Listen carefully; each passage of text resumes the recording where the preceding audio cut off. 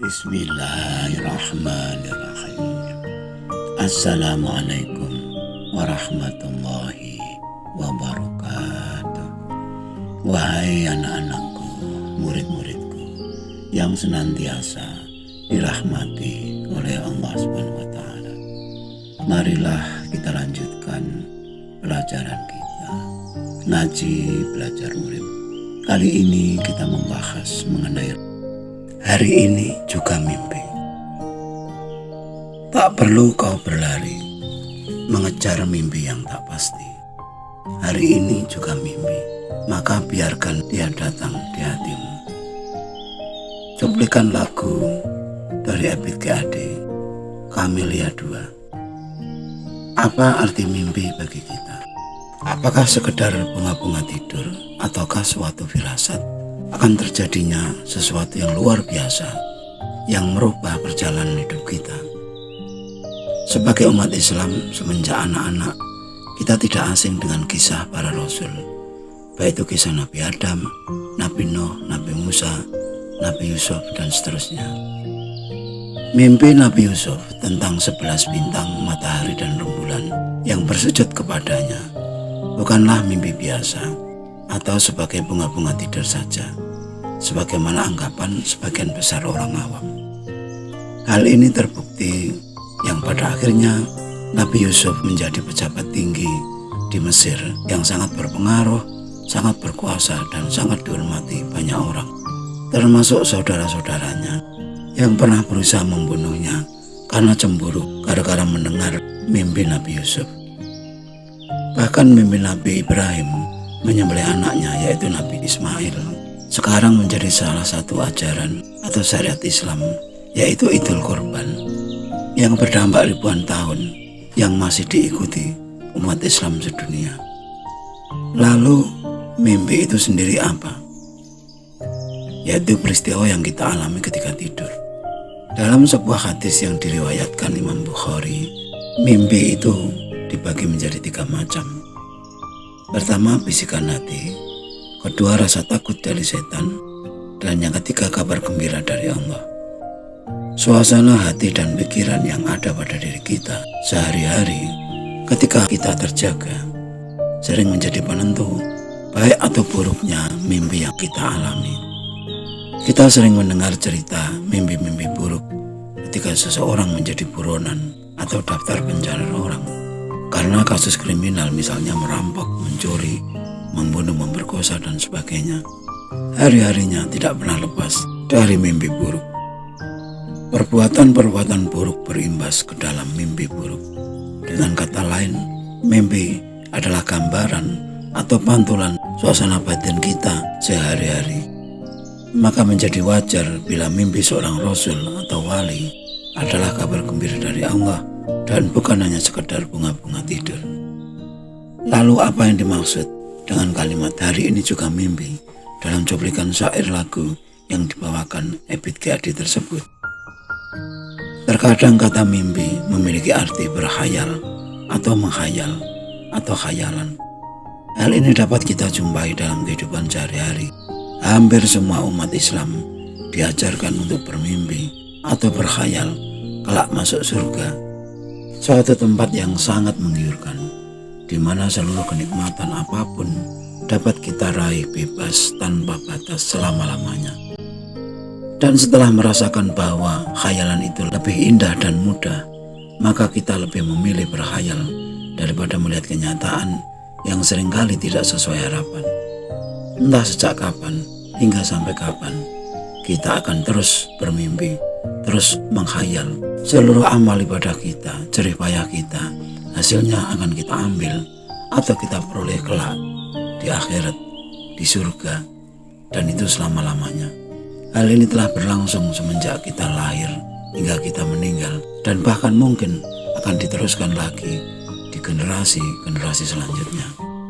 Ini sebabnya mengapa Ebit GAD menciptakan syair, tak perlu kau berlari mengejar mimpi yang tak pasti. Hari ini juga mimpi, maka biarkan dia datang di hatimu. Bukankah kita memang setiap hari bermimpi?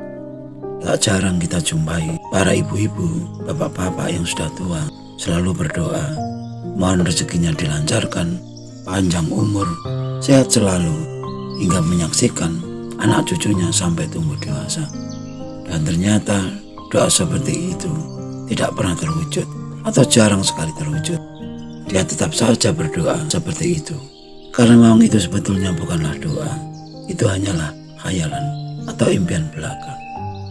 Wahai anak-anakku, murid-muridku, bagi kita yang telah memiliki kesadaran atau pencerahan, atau paling tidak telah dewasa, artinya dapat membedakan mana yang baik, mana yang buruk, mana yang khayalan, mana yang kenyataan, mestinya merasa terpanggil, atau paling tidak dalam ruang lingkup keluarga kita atau orang-orang terdekat kita, untuk menjelaskan kenyataan yang sebenarnya, untuk membedakan antara yang khayalan dan kenyataan, bahwa hidup ini nyata, bukan khayalan.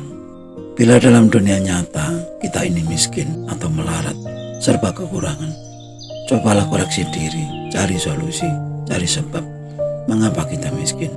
Bukannya diajak berkhayal tentang surga yang lebih mudah dimasuki oleh si miskin daripada si kaya.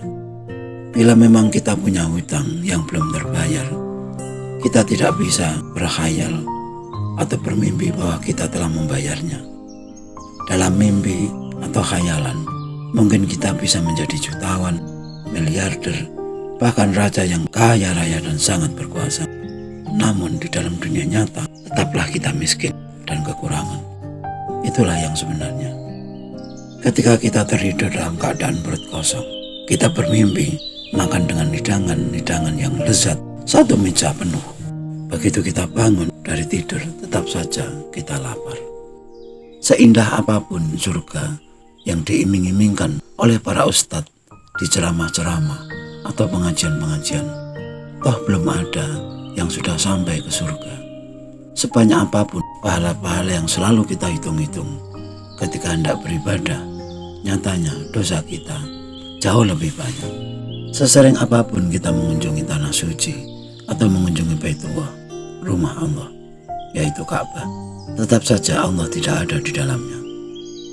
Masalah-masalah yang terjadi di dunia nyata tidak bisa diselesaikan dengan cara kita tidur lalu mimpi, dan di dalam mimpi masalah itu selesai dengan sendirinya. Yang nyata itulah yang benar atau yang asli. Yang khayalan itulah yang palsu. Yang asli itulah solusi. Yang palsu itulah masalah.